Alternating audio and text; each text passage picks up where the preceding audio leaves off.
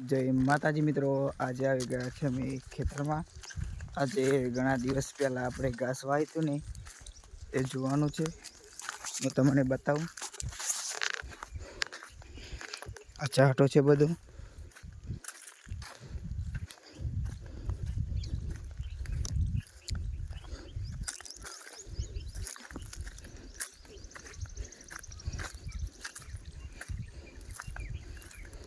અહીંયા આપણું ઘાસ વાવી હતી।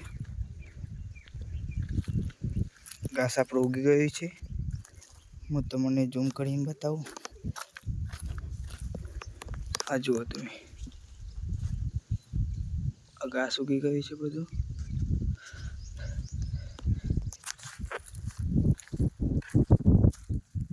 આ થોડી લસકા બાજરી નાખી છે।